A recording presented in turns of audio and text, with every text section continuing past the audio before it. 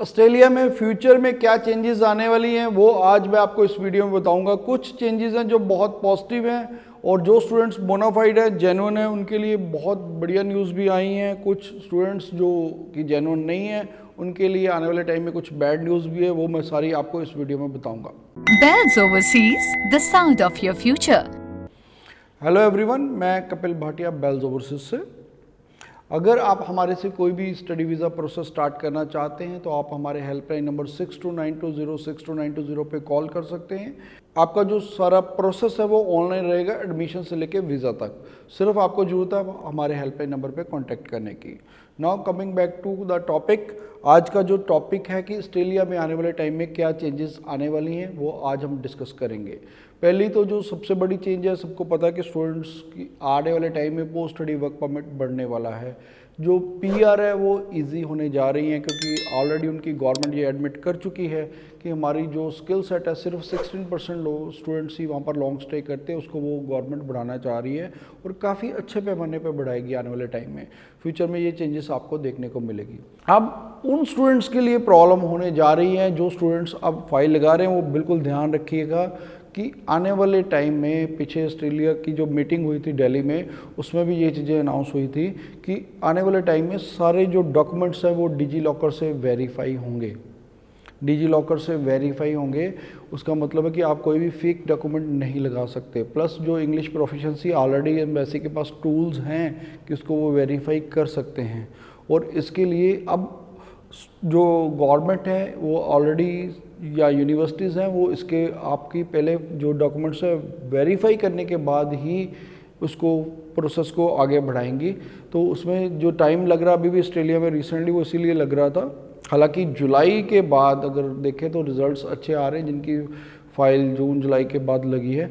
जून से पहले जो रिज़ल्ट्स थे वो अभी भी पेंडिंग है, लेकिन जुलाई के बाद जो रिज़ल्ट्स हैं ऑलमोस्ट अच्छे आ रहे हैं। उनको रिज़ल्ट्स जल्दी दे रही है जो ऑस्ट्रेलियन हाई कमीशन है। तो अब ये बात है कि एक तो डिजी लॉकर से वेरीफाई होगी, सेकेंडली जो आपके फाइनेंशियल डॉक्यूमेंट है वो भी वेरीफाई होंगे प्रॉपरली। तो कोई भी फेक फंड से ऐसी चीज़ मत लगाइएगा, क्योंकि अब जो आप कई बार स्टूडेंट करते हैं कि यूनिवर्सिटी में कुछ और लगा देते हैं, एम्बेसी में कुछ और लगा देते हैं। तो अब जो एम्बेसी में भी आप जो भी आप अपनी डॉक्यूमेंटेशन भेजेंगे उसका एक लिंक यूनिवर्सिटी के पास भी जाएगा फ्यूचर में, और यूनिवर्सिटी भी उसको वेरीफाई करके बताएगी कि हाँ सेम डॉक्यूमेंट ही मेरे पास है। तो जो स्टूडेंट्स बहुत स्मार्टनेस करते थे कि ठीक है यूनिवर्सिटी को कुछ और भेज दिया फंड्स के रूप में और इधर कुछ और भेज दिया, एम्बेसी में कुछ और लगा दिया, तो वो चीज़ें आने वाले टाइम में नहीं चलेगी। मैं पहले से स्टूडेंट्स को अलर्ट कर रहा हूँ। आपके पास टाइम है, आप जो फंड्स हैं जब आप आइल्स करने स्टार्ट करते हैं तो आप तभी से अपने पेरेंट्स को कह सकते हैं कि आपके फ़ंड वो अकाउंट में डलवा दें। जैसे 3 मंथ ओल्ड होंगे, मोस्टली यूनिवर्सिटीज़ की रिक्वायरमेंट यही रहती है कि 3 मंथ ओल्ड वो फंड्स एक्सेप्ट करती हैं। तो 3 मंथ ओल्ड होने के बाद आप जेन्युइन वे में अपनी प्रेजेंटेशन कर सकते हैं। और जो स्टूडेंट्स स्पेशली ध्यान दीजिएगा, अगर आपके पास सोर्स ऑफ फंड्स भी अवेलेबल है तो आप उस पर ध्यान दीजिएगा कि कल को यूनिवर्सिटीज़ या जो इमिग्रेशन है वो आपसे सोर्स ऑफ फंड भी मांग सकती हैं। क्योंकि पीछे मैंने 1-2 स्टूडेंट्स की रिफ्यूज़ल इस ग्राउंड पे भी देखी कि सोर्स ऑफ फंड्स नहीं था उनके पास। तो फ्यूचर में ये चीज़ हो सकता है कि आने वाले टाइम में बढ़ भी जाए, क्योंकि ऑस्ट्रेलिया की मिशन अब हाई अलर्ट पे है। वो जैसा कि पंजाब, हरियाणा, गुजरात वाले स्टूडेंट्स को स्पेशल स्क्रीनिंग कर रही है, स्क्रूटनी कर रही है, क्योंकि यहाँ से उनको सबसे ज़्यादा फेक डॉक्यूमेंट्स मिले हैं। तो उन स्टूडेंट्स को स्पेशली ध्यान देने की जरूरत है कि आप सोर्स ऑफ फंड्स ही करिए। मान लीजिए आपके फादर मदर बिजनेस करते हैं तो उनके जो करंट अकाउंट है उसी में से पैसा सेविंग में ट्रांसफ़र करवा के उसमें दिखा सकते हैं सेविंग में, या सेविंग में से एफडी बना सकते हैं। तो इस रूप में करिए कि आपको सोर्स ऑफ फंड्स के ग्राउंड पे कोई रिफ्यूज़ल्स ना मिले। और ये जो कुछ चेंजेस थी, कुछ पॉजिटिव थी, कुछ नेगेटिव थी।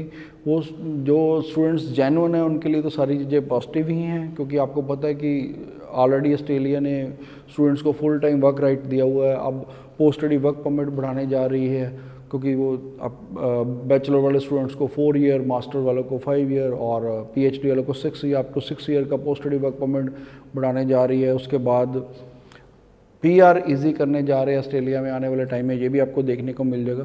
तो ये चीज़ें बहुत पॉजिटिव थी। हाँ, लेकिन वो चाहते हैं कि वो जेन्युइन स्टूडेंट्स हों, बोनाफाइड स्टूडेंट्स हों। उस फेक डॉक्यूमेंट के बेस पे उनकी कंट्री में एक भी स्टूडेंट ना आए, एक भी कैंडिडेट ना आए। वो इस चीज़ को जो इंश्योर कर रहे हैं, उसके लिए वो अलग अलग पैरामीटर्स टूल्स अपना रहे हैं। और ये आने वाले टाइम में जो स्टूडेंट्स अगर कोई फेक डॉक्यूमेंट लगा के भी जाते हैं, मैं अब क्लियरली बता रहा हूँ कि उनको बैन लग सकता है। और एक बार बैन लग गया तो अब ये भी सिस्टम चल रहा है कि जो बैन है वो बाकी कंट्रियों से भी डाटा शेयर हो, उसके लिए भी प्रोविजंस की जा रही है। तो एक बार आप रिफ्यूज़ हो गए फिर बाकी कंट्रीज़ भी आपको एक्सेप्ट नहीं करेंगी। अगर आप किसी कंट्री में अप्लाई करते हो तो हर एक में कॉलम होता कि क्या आप पहले किसी कंट्री से बैन हो या रिफ्यूज़ हो, तो वो कॉलम आपको भरना ही पड़ेगा। अदरवाइज़ आप पे हमेशा तलवार लटकती रहेगी कि आपने अगर वो मेंशन नहीं किया तो उस बेस पे भी आपको कभी भी कंट्री से उसमें से भी बैन किया जा सकता है कि आपने मिस रिप्रेजेंटेशन की है। तो आप एक बार जो गलत ट्रैक पे चलते हैं तो उसका जो कॉन्सिक्वेंसेस है लगातार गलत रहते हैं। तो शुरू से ही अपने जेन्युइन डॉक्यूमेंट बोनाफाइड स्टूडेंट बन के जाइए और आप अपना जो लॉन्ग स्टे की ऑप्शंस है उसको भी एंजॉय कीजिए, अपने करियर को एंजॉय कीजिए।